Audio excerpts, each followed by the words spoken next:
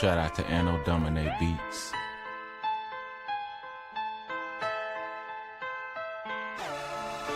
Shalom Mashbaka is Ya'akwaba.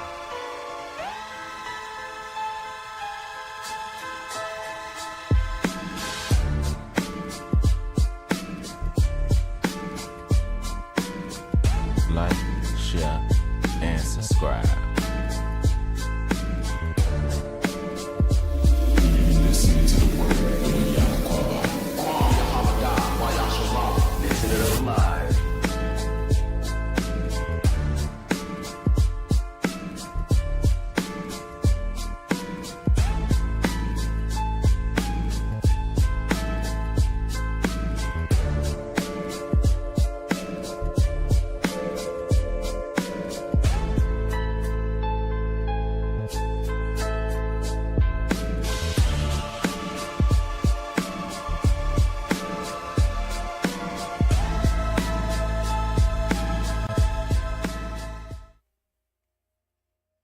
All right, Mashbaka.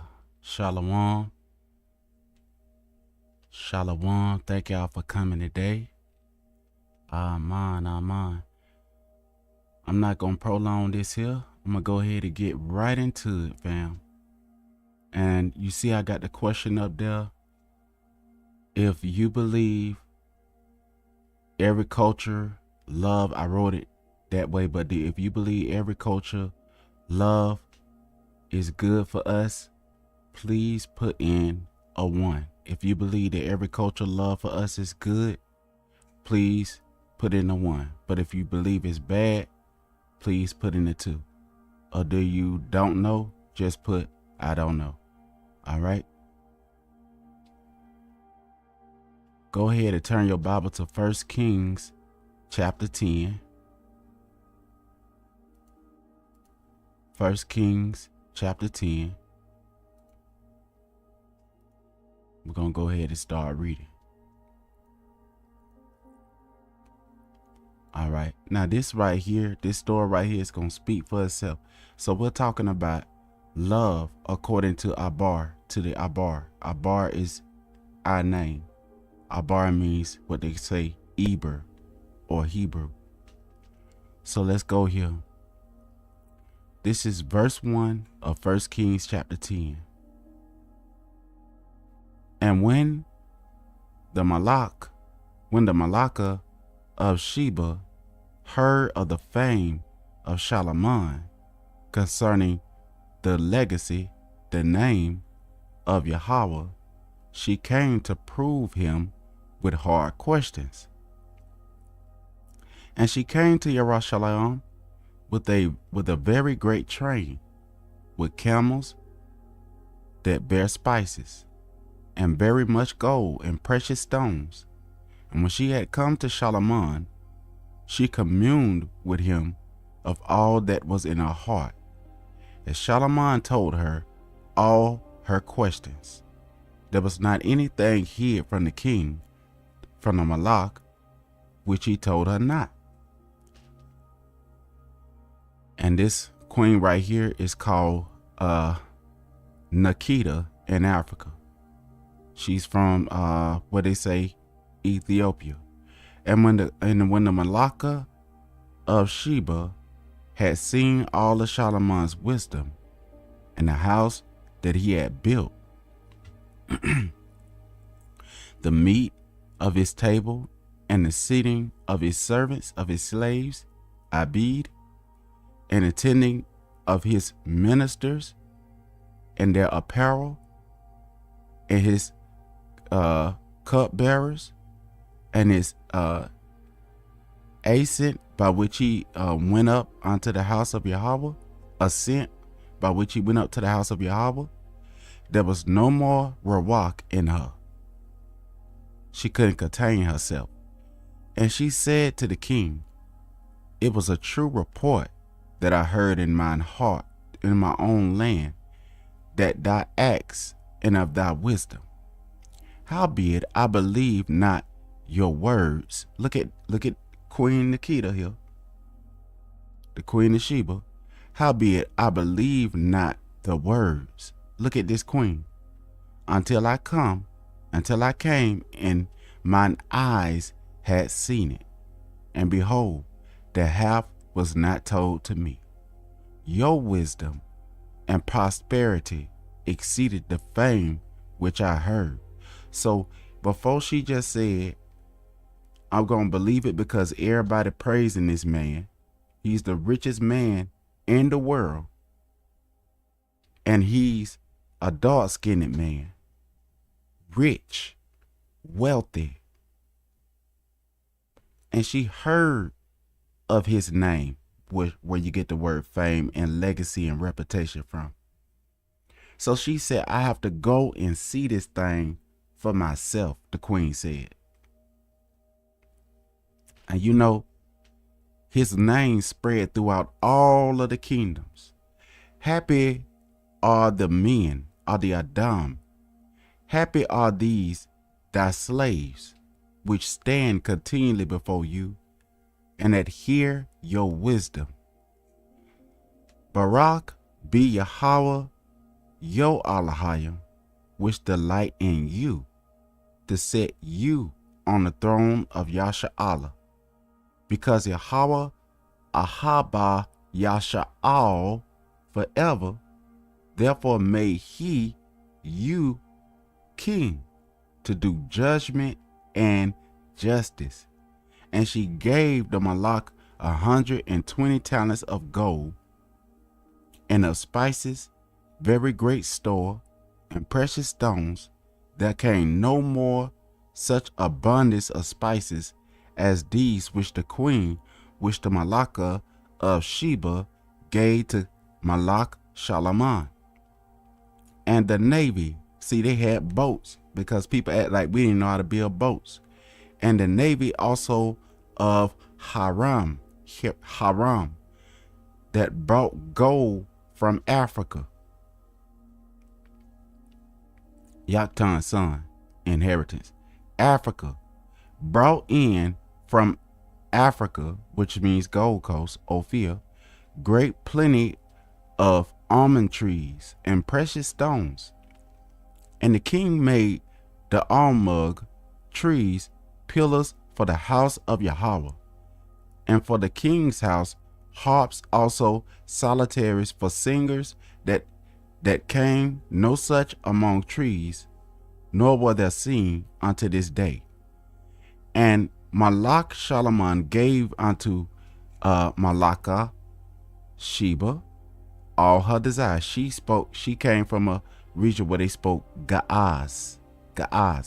Shalaman came from a region where he spoke Abar. And Gaaz and Abar people, they knew each other. They were acquainted with each other. The people from the east of Kawash and the people of Yasha'Allah, they knew each other. And Malak Shalaman gave unto Malakah of Sheba all her desire, whatsoever she asked, besides that which Shalaman gave her of his royal bounty. So she turned and went to her own country. See, she had her own country. So she turned and went to her own country, she and her Abid. So she brought her Abid to Shalaman's country and all of that, and they left with her. All right. And now the weight of gold that came to Shalaman in 1 year was 666 talents of gold. All right. So I'm finna leave that right there. So we see this is how the king met his old lady. This is how the king and the Queen of Sheba had met. So now let me go to where David had slew a man and took his wife. We're going to go to where King Dawad slew a man and took his wife. All right. I'm going to let this play while I get that prepared. 1 Kings 10. And when the queen of Sheba heard of the fame of Solomon concerning the name of the Lord, She came to prove him with hard questions. And she came to Jerusalem with a very great train, with camels that bear spices and very much gold and precious stones. And when she was come to Solomon, she communed with him of all that was in her heart. And Solomon told her all her questions. There was not anything hid from the king which he told her not. And when the queen of Sheba had seen all Solomon's wisdom, and the house that he had built, and the meat of his table, and the sitting of his servants, and the attendance of his ministers, and their apparel, and his cupbearers, and his ascent by which he went up unto the house of the Lord, there was no more spirit in her. And she said to the king, It was a true report that I heard in mine own land of thy acts and of thy wisdom. Howbeit, I believed not the word until I came. And mine eyes had seen it, and behold, the half was not told me. Thy wisdom and prosperity exceedeth the fame which I heard. Happy are thy men, happy are these thy servants, which stand continually before thee, and that hear thy wisdom. Blessed be the Lord thy God, which delighteth in thee, to set thee on the throne of Israel, because the Lord loved Israel for ever. Therefore made he thee king, to do judgment and justice.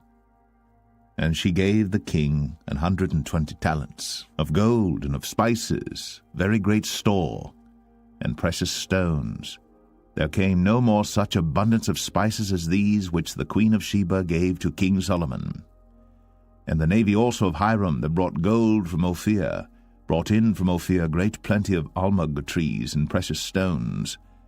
And the king made of the almug trees pillars for the house of the Lord, and for the king's house, harps also and psalteries for singers. There came no such almug trees, nor were seen unto this day. And King Solomon gave unto the queen of Sheba all her desire, whatsoever she asked, beside that which Solomon gave her of his royal bounty.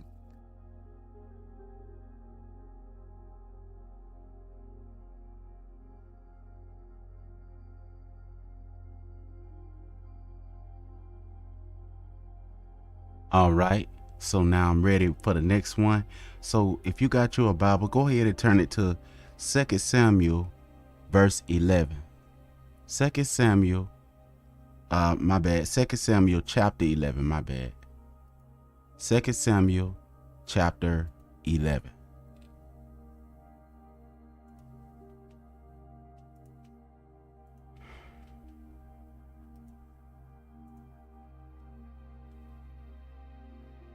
And I'll go ahead and put it on the screen and let it read.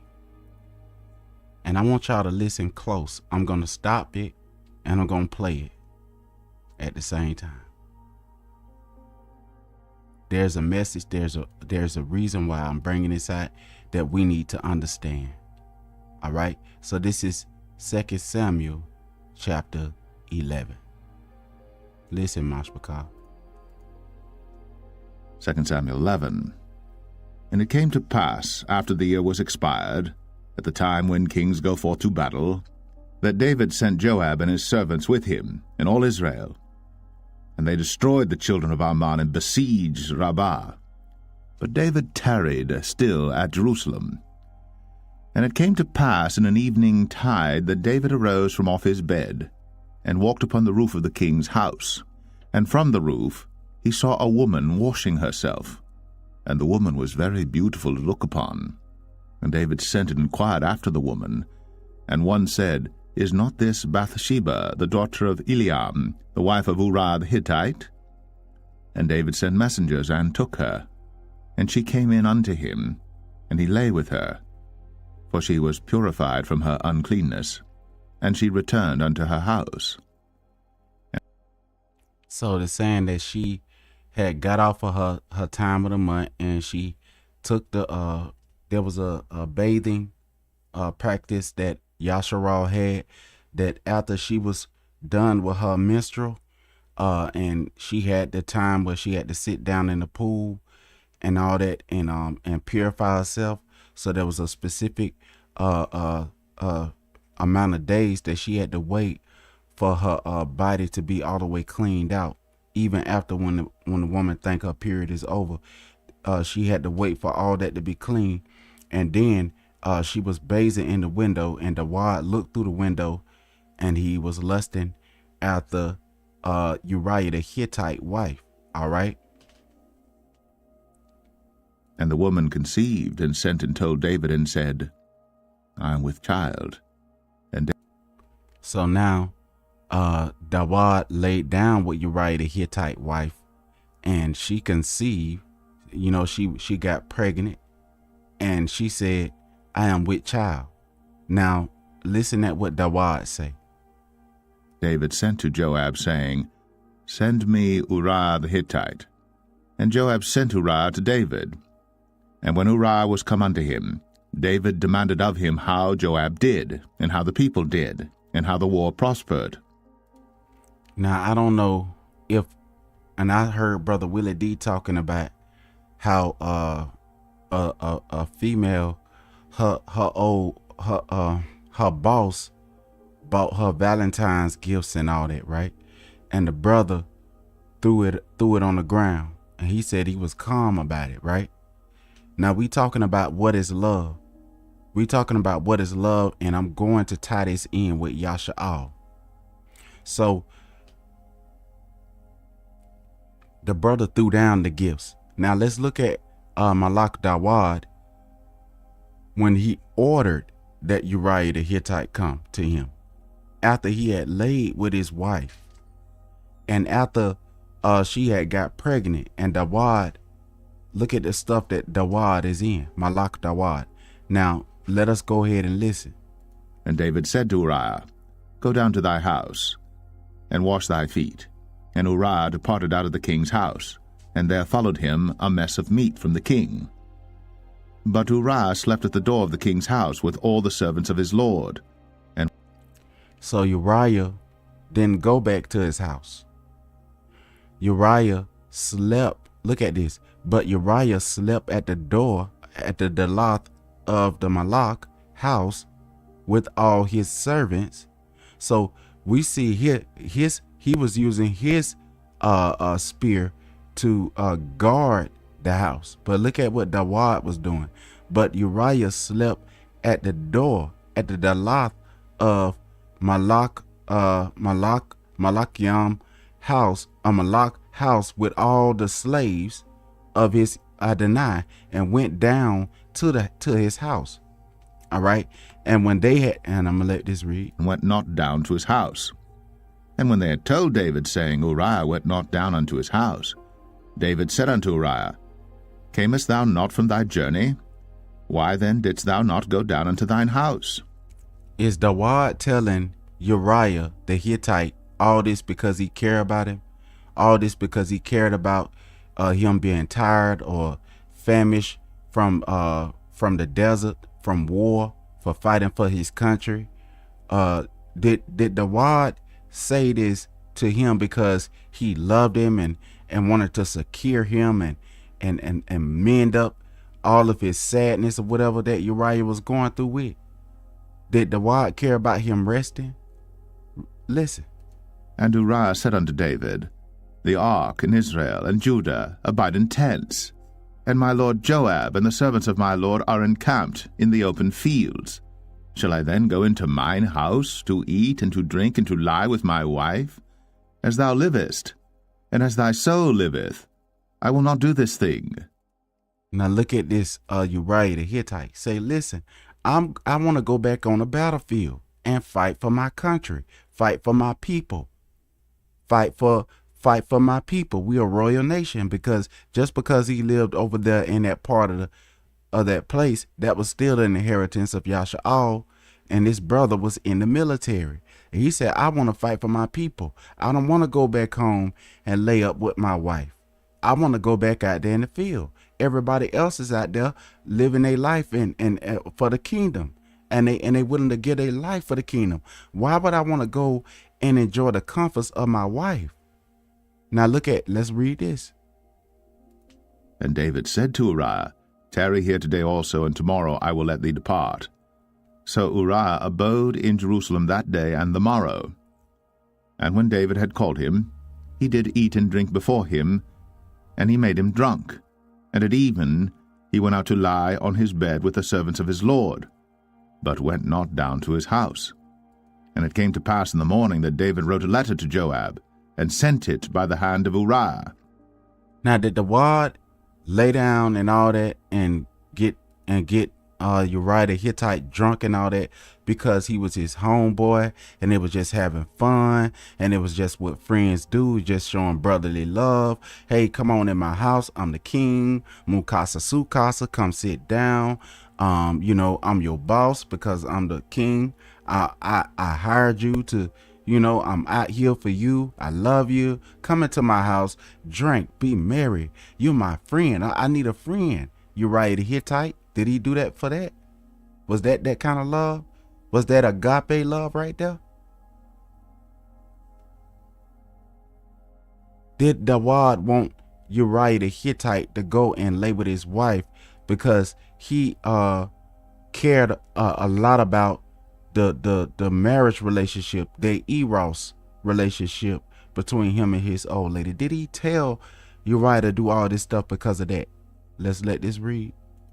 And he wrote in the letter, saying, Set ye Uriah in the forefront of the hottest battle, and retire ye from him, that he may be smitten and die. Now we see Dawad writing a letter behind the brother back, and he laid up with his old lady. Let's let it read. And it came to pass, when Joab observed the city, that he assigned Uriah unto a place where he knew that valiant men were. And the men of the city went out, and fought with Joab. And there fell some of the people of the servants of David. And Uriah the Hittite died also. So you remember there's a scripture in the Bible. I ain't gonna say that, but let this read. Then Joab sent and told David all the things concerning the war, and charged the messenger, saying, When thou hast made an end of telling the matters of the war unto the king, and if so be that the king's wrath arise, and he say unto thee, Wherefore approached ye so nigh unto the city when ye did fight? Knew ye not that they would shoot from the wall? Who smote Abimelech, the son of Jerubbesheth? Did not a woman cast a piece of a millstone upon him from the wall, that he died in Thebez? Why went ye nigh the wall? Then say thou, Thy servant Uriah the Hittite is dead also. So the messenger went, and came and showed David all that Joab had sent him for. And the messenger said unto David, Surely the men prevailed against us, and came out unto us into the field, and we were upon them even unto the entering of the gate. And the shooters shot from off the wall upon thy servants, and some of the king's servants be dead, and thy servant Uriah the Hittite is dead also. Then David said unto the messenger, Thus shalt thou say unto Joab, Let not this thing displease thee, for the sword devoureth one as well as another. Make thy battle more strong against the city, and overthrow it, and encourage thou him. And when the wife of Uriah heard that Uriah her husband was dead, she mourned for her husband. And when the morning was past, David sent and fetched her to his house, and she became his wife, and bare him a son. But the thing that David had done displeased the Lord. The thing that Dawad had done displeased Yahweh. Let's go to the next chapter. Listen to this. 2 Samuel 12. And the Lord sent Nathan unto David, and he came unto him, and said unto him, There were 2 men in one city, the one rich and the other poor. The rich man had exceeding. Listen to this again. 2 Samuel 12. And the Lord sent Nathan unto David, and he came unto him, and said unto him, There were 2 men in one city, the one rich and the other poor. The rich man had exceeding many flocks and herds, but the poor man had nothing save one little ewe lamb, which he had bought and nourished up. And it grew up together with him, and with his children. It did eat of his own meat, and drank of his own cup, and lay in his bosom, and was unto him as a daughter. And there came a traveller unto the rich man, And he spared to take of his own flock and of his own herd to dress for the wayfaring man that was come unto him, but took the poor man's lamb, and dressed it for the man that was come to him. And David's anger was greatly kindled against the man. And he said to Nathan, As the Lord liveth, the man that hath done this thing shall surely die. Dawad knew the law. The man that did this thing, that slew this man just to take his little lamb because he was a poor man. He was a poor man that couldn't provide for his old lady like he wanted to. He was a poor man that couldn't provide for his little lamb like all the other rich lambs could, like all the other rich shepherds could. He only had one lamb. He didn't have nothing else but one lamb. All he had was one little lamb. That's all he had. He didn't have all of the wealth of the world. He didn't have a mansion. He didn't have the biggest tent. He didn't have the best shoes. He didn't have the best clothes. All this man had was one little lamb. Now this is Nathan the prophet talking to Dawad the king. Listen, Mashpaka. And he shall restore the lamb fourfold, because he did this thing, and because he had no pity. So he's supposed to give the lamb back fourfold because he did this thing and because he had no pity. Listen. And Nathan said to David, Thou art the man. Dawad, you are the man. Thus said Yahweh, Elohim of Yasha'al, I anointed you king over Yasha'al, and I delivered you out of the hand of Sha'awal, and I gave you thy master's house and thy master's wives, thy master's women into thy bosom, and gave you the Bayath of Yasharal and of Yehowadah, the house of Israel and of Judah. And if you if it had been too little, if that was too little for you, Dawad, if you wanted more, I would moreover have given unto you such and such things. Wherefore hast thou despised the Torah, the instructions of Yahweh, to do Ra, to do Berber, evil, wickedness in his sight, that you have killed Uriah the Hittite with the sword.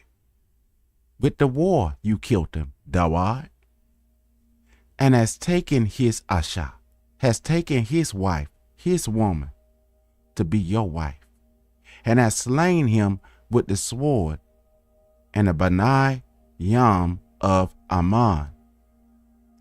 Let me ask you a question. Christianity and all these other religions, Shalom, Selena. Christianity and all these other religions, what have they done to take the people of Yahweh away from Yahweh? He said the heathen took it too far. What do these false leaders do that take it too far?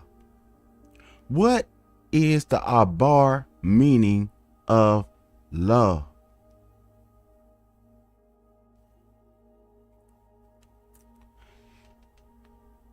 That Hashatan, using his children, took the wife of Yahweh Shai to be their wife, to marry them, to marry their Elohim, to do away with the commandments of Yahweh, to do away with the Quadash things of Yah, to latch on to the things of the Arats of the Gawayan, of the kingdoms of the Gentiles? What laws and things that they have done and placed upon the children of Yasharal? What laws, what things have they done? And what kind of leaders is over Yasharal? I'm telling you, they are leaders. And the crime that Dawad committed back in his day, that Yahweh forgave him because he repented with a pure heart and lived a lifetime of repentance. These men do, and these women do, with a callous heart. These people make people pay trillions of dollars so that they can get sushi inside of the White House. These people, while there are people who are victims of transatlantic slave trade, sleeping under bridges and sleeping underneath houses, sleeping on the side of the street in a place where they say is the richest country in the world. People waited for 12 and 18 and 30 years to get on Section 8 program.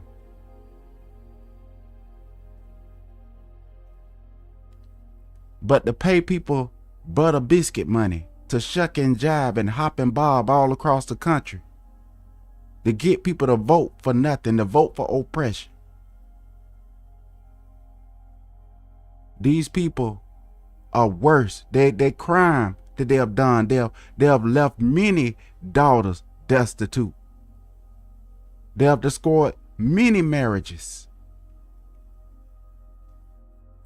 Wherefore hast thou despised the commandment of Yahweh? Let me let this play. Thus saith the Lord God of Israel, I anointed thee king over Israel, and I delivered thee out of the hand of Saul. And I gave thee thy master's house, and thy master's wives into thy bosom, and gave thee the house of Israel and of Judah. And if that had been too little, I would moreover have given unto thee such and such things. Wherefore hast thou despised the commandment of the Lord to do evil in his sight? Thou hast killed Uriah the Hittite with the sword, and hast taken his wife to be thy wife, and hast slain him with the sword of the children of Ammon. Now, therefore, the sword shall never depart from thine house, because thou hast despised me, and hast taken the wife of Uriah the Hittite to be thy wife. Thus. Now I know that they don't think that Yahweh loved them more than he loved the wife. There are scriptures in this Bible that say that those who lead us into captivity must also be led into captivity. And those who slay with the sword must also be slain with the sword. For this is the hope of the set apart. Amen. That's what the scriptures say. Now I want to go and show y'all the meaning of love. I'm going to pull up the meaning of love. We're going to look at it in the Abar Lashon, in the Hebrew language.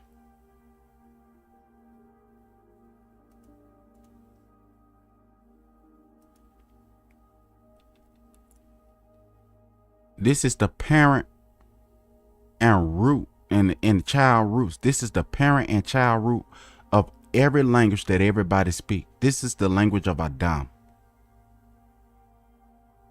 I'm going to start on this side right here. I could have started over there, but I'm going to start over here. This is the language of bara. This is the language of creation right here.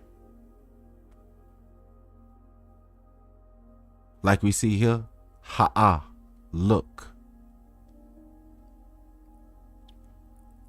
Related to haha right here. So let's go here. Now we're going over to, so the first word that we see before we even get to love, this right here, this word is haba. Haba. And that word means gift. Gift. Now you see it again. This word is hababa, and you see it right here. Haba, haba haba, haba haba. Where they say hubba hubba hubba. Haba haba, gift, offering. So when you say haba, it's gift. Haba haba is offering. Right here. Ahaba. Ahaba'a. Ahaba'a. Right here. Ahaba'a. Ahaba. Ahaba. And it means love. Ahaba. Ahaba. It means love. The expression. So what is love? Is love just a word? Because without works, there is no ahaba. Ahaba is the expression. It's an action word. The expression in actions towards the family, the mashpaka, which one was privileged with. Now, why is our ethnicity treated as if we embrace it, it's not treated as something that we should see as a privilege? That we are born of this bloodline that's been dogged out and taught to us that if we embrace our bloodline, that we'll reverse racist and hateful because we embrace our bloodline. We embrace our people who are of our lineage, and they say that is breaking down. That's not the correct meaning of love, what they teach. Because they put religions over their love for their people. They put religions over the love of a man and his woman. They put religions over the love of a child and his parents or her parent. They put religion over love. But right here, it says, ahaba, ahaba, ahab. Ahab means love. Ahab means love. Ahaba means, you know how when you say, "Ooh, I love you so much." Ahaba. Ahab means love. But ahaba, when they say in with the Nakud and everything, ooh ahaba, that is, I love you so much. Right here, ahab, Nepal. So instead of us saying ooh ahaba, it's ahaba. And it means ahab, beloved. All right? Right here. When we sing R&B songs, a lot of people treat that as if it is wicked kind of love. You notice that inside a church, people don't really do R&B like that. They don't think that R&B is acceptable inside the church. And I'm not talking about every song. Every song can't be accepted in the assembly. But I'm talking about pure songs. You know, songs like what you read in the Songs of Solomon. There are songs out there like that.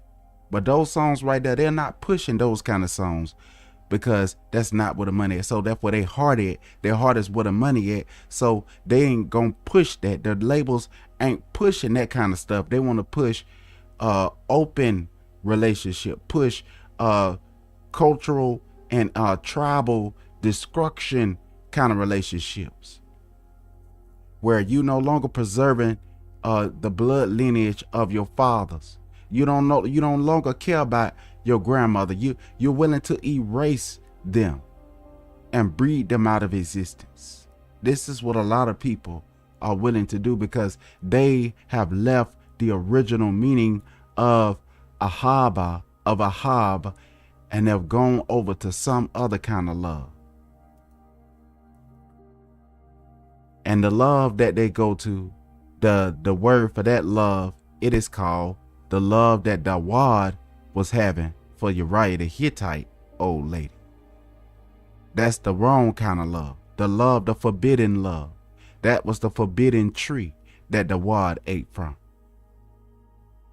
And don't worry about it. I'm finna take you to the verse where Dawad repented and was heard and forgiven for his transgression.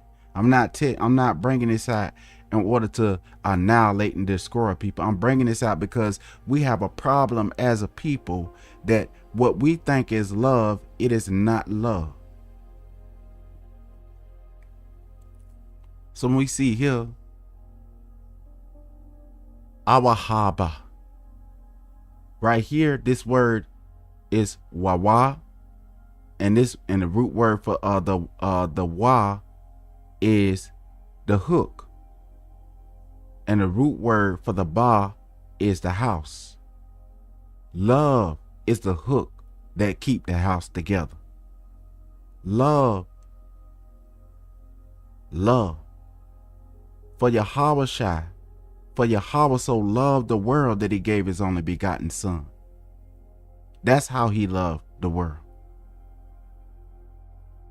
So the root meaning of Yahweh's language and of his creation was founded upon bara, upon creation, not death. Death came when the fall came. So Yahweh's language and his desire for his Adam, that's include the female as well, was for that they can live and that they can take care of the garden and till the garden. But when sin, when Adam and Hawa sinned in the garden, that's when the other part, the destruction part, the decay part came. So now instead of you having ahaba, you have hate. Instead of you having ahab, you have hate and disgrace. Instead of you having rest, instead of you having Shabbat, you have no Shabbat. Ain't it so strange that people that practice religions, the religious teach them that we don't have to keep the law. So they change the day of rest to the first day of the week. And that is the very day that Yahweh commanded us to rest. But that very day, because of religion is so horrible, it'll cause you to work when you're supposed to rest and rest when you're supposed to work. Just because a man ain't got no money, that don't mean that he ain't no man. Just because a man ain't got no money, don't mean that he don't deserve no respect. Let's look at how the Greeks treat the Abar people. A man or a woman, their value is not about how much things they could possess, because even a fool could possess all of the riches of the world and lose his soul. But the righteous man could be laying at the gate of the rich man and begging for bread, like Lazarus. An ancient Greeks, which was a European thing that they had, a European fraternity, what they called their nations. The ancient Greeks were settlers and explorers settling regions around the Mediterranean Sea. The Greeks began founding colonies as far back as 900 to 700 BC, before Messiah. These colonies were founded to provide a release for Greek overpopulation. Now, what's the argument that they're arguing about today? Land hunger. They say the food running out. And political unrest. Ain't that what they say? Iron tools and new farming techniques allowed the Greeks to form large pieces of land. But as farms got bigger, they got more crowded. Soon, there was not enough land for everyone living in Greece. Colonize was a solution to this problem. Most of the Greek colonies were founded on the shores of the Mediterranean and Black Seas. These colonies were relatively easy to reach for the seafaring Greeks. And since the climate and land was similar to that of Greece, the colonists could lead a very similar to the one they would have had back home, because they was closer to the equator. This set of images and artifacts prove, so they show you that the Greeks, the white people, came down there to somebody else's country. This set of images and artifacts provide background and how did they take over these people. Remember that question that I put up there for y'all. On the movement, students should consider these resources when analyzing the reasons behind Greek colonization of the Mediterranean region.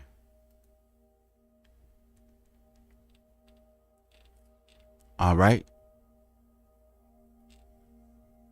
So y'all need to study the Greek Empire. And this came from PBS right here. This came from the PBS. I'm not going to read all this today, but I'm going to put this link inside of here. And you see I signed in. I got an account with PBS. I'm going to put this link inside underneath the video and y'all can check it out. Now, how can we love our people and we love the destruction of our people serving the colonizer from Greece? So serving the colonizer from Rome that colonized all the places where our people had pitched and set up tent. Why was everywhere we went, they came over there? Look right here where our people were settled at. They took that over. Look, they came over here too. Look at all the places where we tried to run and flee to, they took it. And they took it so far as they brought us into captivity. What is love? If I just love those who are in my household only, look, the Greece colonial world, they colonized the world. They destroyed cultures. They destroyed knowledge of bloodlines and all that for their greed and they filthy lucre. They massacred a lot of our ancestors. And you mean to tell me you got some of our people that'll defend this mess and say, oh, it's justified, they did it for survival? Well, I'm telling you to unembrace them for survival. Unembrace what they did for survival. If they want to be saved, then they need to embrace the truth. Unembrace what they did for survival. What do the ships mean to a Negro? Why do we need to love what they did to us? They brought their idols and all this stuff and caused us to discontinue from our heritage. We hold on to all these. The only one that they got a problem with, that people have a problem with, is when we worship Yahweh. But other than that, we can do whatever we want to do. But when we start getting back to the original and to the basics, people don't have they have a problem after that. And we should have a problem. Why should we want to sit here in colonization and delight in colonization? Every generation,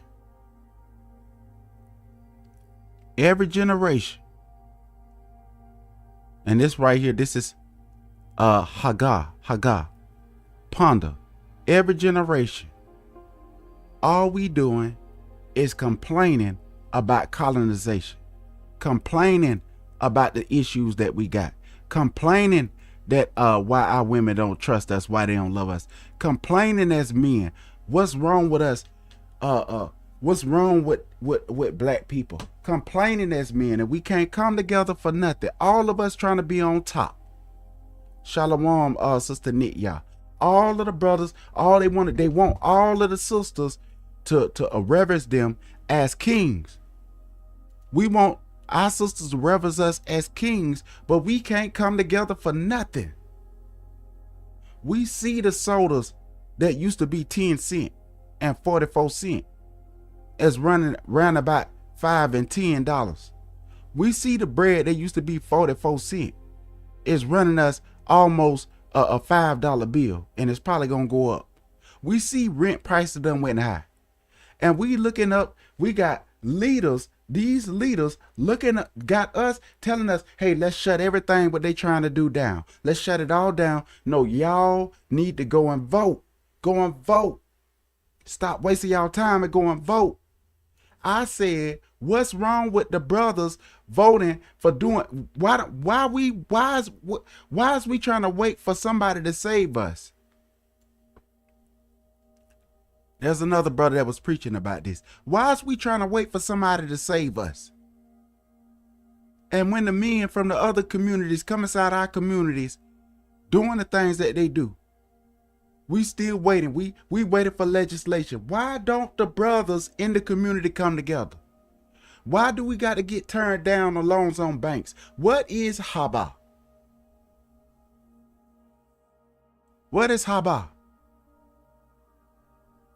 How could we sacrifice our monies to buy Jordans? We stand inside of lines to buy shoes,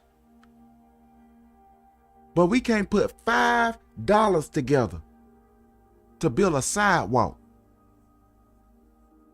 I remember growing up, Mr. Georgia Boy, that's what we used to call him. Mr. Georgia Boy was the trash man. He would go across all of Polk County and pick up the trash, and he had a diary. All of us would pay.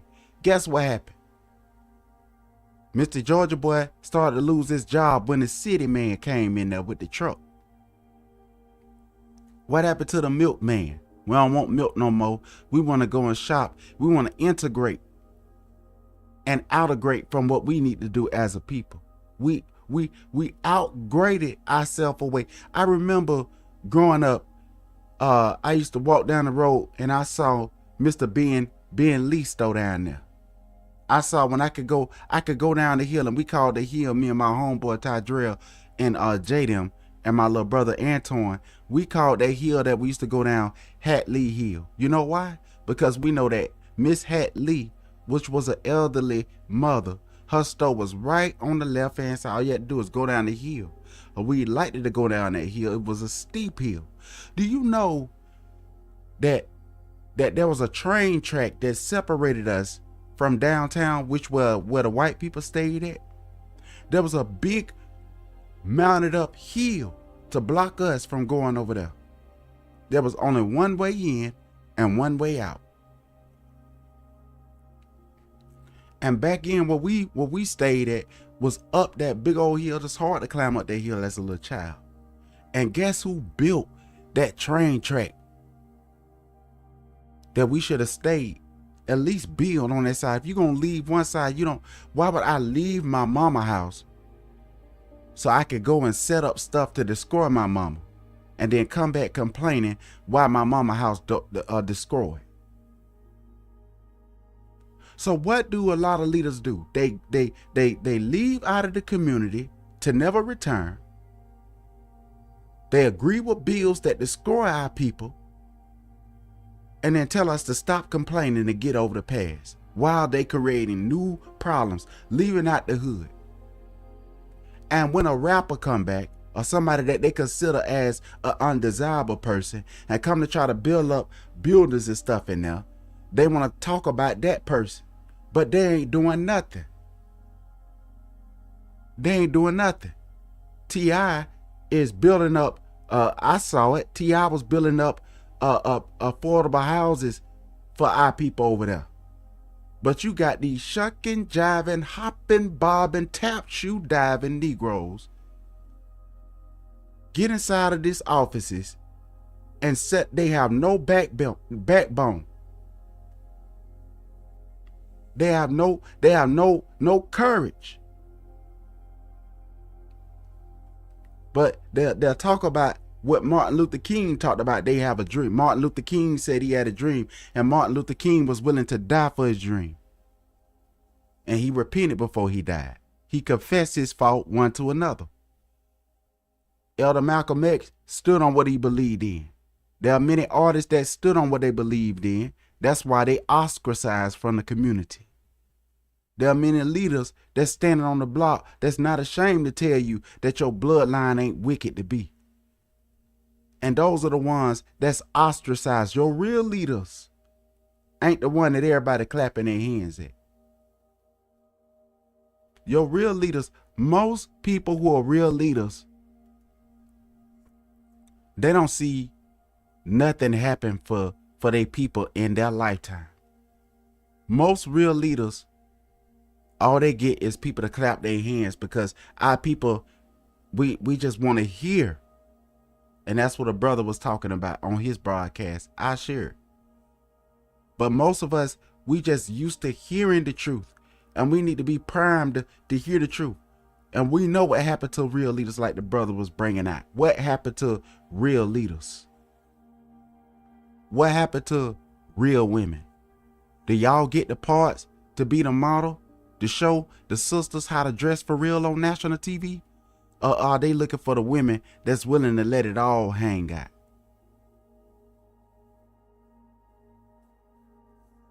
And if we ain't in control over our own, then we got to do what somebody else say. And they say if you can't stand the heat, get out the kitchen. If you don't like how we running our league, then you need to go and get out the kitchen. You fired. If you don't like how we running our house, then you can get out, right? So if you don't like how we running this NFL Super Bowl, get out. If you don't like how we running the NBA, get out. And when you have brothers and sisters that try to start up a business, it'll be your own people that's working for the people that said you fire if you ain't gonna do it my way. So that they can control that person from afar. They'll take your own familiar friend, like Messiah had, like Judas Iscariot. Take your own familiar friend to be COINTELPRO and destroy something that could have benefited everybody in the community and branched out to everybody else outside of the community.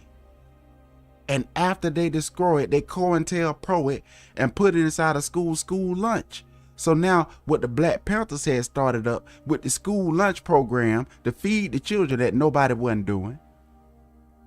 Now you got free lunches out of school. Fill out the paperwork. But the Panthers is still locked. A lot of Panthers is still locked up in prison right now.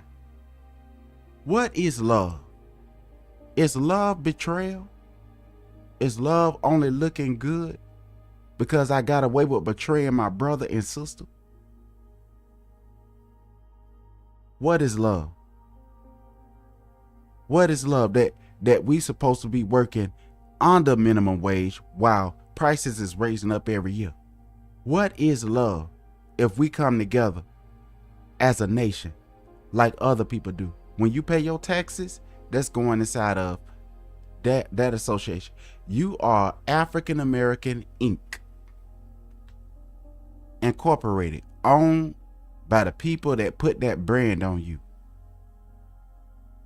You are Caribbean Incorporated, owned by the people that put that brand on you. You are Afro Incorporated, the people that put that Afro brand on you. What was your father's name before colonization came?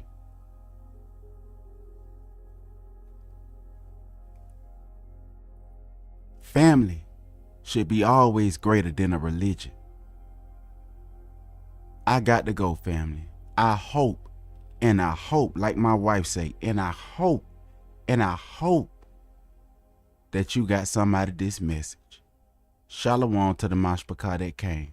To those who will listen today and tomorrow and hereafter, shalom to the Mashpachah. Hope you enjoy this track that I had wrote. remember, this is a love song that I wrote for my Asha. And I want y'all to enjoy it. And brothers, y'all can sing this to y'all Asha. Shalom. If you know not, O most beautiful among women, go forward by the footsteps of the flock and feed your kids beside the shepherd's tents. I've compared you to the company of horsemen and now listen here, let me tell you something. I ain't going nowhere, let me show you. Cause you all I need and the woman I ain't done yet, but just moment. Now get your popcorn and just sit back. Go close your eyes. Let me whisper to you from the river out of y'all made up on me. The bone of my bone and the flesh of my flesh. You are, you were more precious than the gold of the diamond. If I hold them up on the scale, that's a mockery. And ain't nobody else. I got my own sister, so I drink on a daily basis. I won't resign, no guilt up here, bed on the bounce. We trust in the hill, a real beauty that I like to see. Salivated on sight, she the one for me. I'm gonna squeeze like an orange every time that I see her. You the only woman for me to the end of my life. Wanna serve you like a man should. Till the last time I chose you to be mine, so I left daddy and I'm at my house, so we join like a vine. See, the love of my heart won't die, no. You the best that ever had, babe. You the best that ever had. You the best that ever had, babe. Now could you stay, could you stay? You the best that ever had, babe. You the best that ever had. You the best that ever had, babe. You the best. Now people acting like we born for the E-Ross, but who care what they say? I wrote a song for the babe. Beautiful black queen, give me a kiss anyway. Let her love spread like a palm tree in the bay. My bird 31, I see you working on it.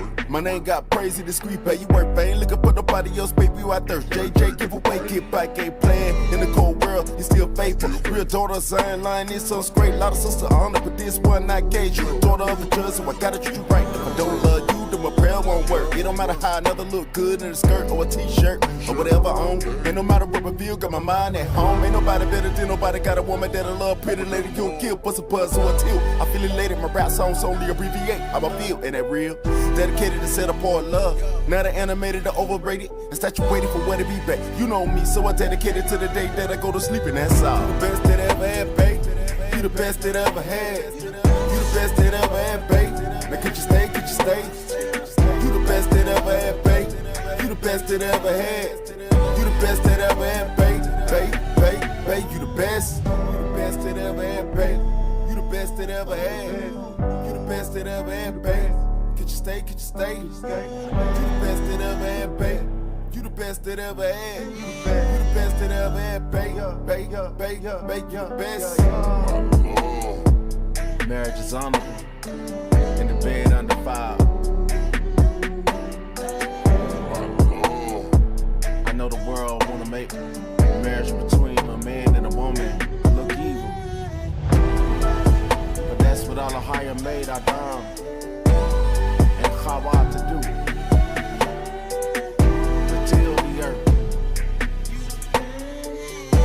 A lot of us done lost our compass, done lost our way. Need to return back to the way, the truth, for the life.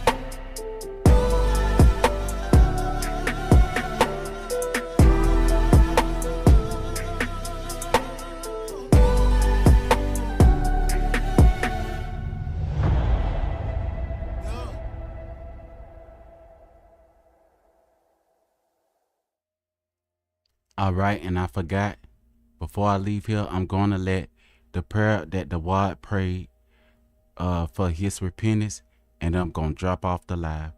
And I want to just say thank y'all for coming and listening.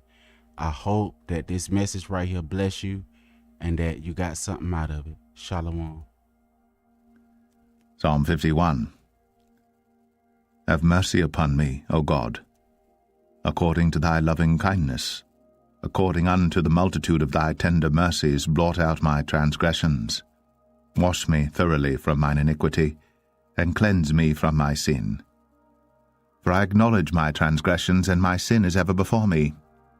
Against thee only have I sinned, and done this evil in thy sight, that thou mightest be justified when thou speakest, and be clear when thou judgest. Behold, I was shapen in iniquity, and in sin did my mother conceive me. Behold, thou desirest truth in the inward parts, and in the hidden part thou shalt make me to know wisdom. Purge me with hyssop, and I shall be clean. Wash me, and I shall be whiter than snow. Make me to hear joy and gladness, that the bones which thou hast broken may rejoice. Hide thy face from my sins, and blot out all mine iniquities. Create in me a clean heart, O God, and renew a right spirit within me. Cast me not away from thy presence, and take not thy Holy Spirit from me. Restore unto me the joy of thy salvation, and uphold me with thy free spirit. Then will I teach transgressors thy ways, and sinners shall be converted unto thee. Deliver me from blood guiltiness, O God, thou God of my salvation, and my tongue shall sing aloud of thy righteousness. O Lord, open thou my lips, and my mouth shall show forth thy praise. For thou desirest not sacrifice, else would I give it. Thou delightest not in burnt offering.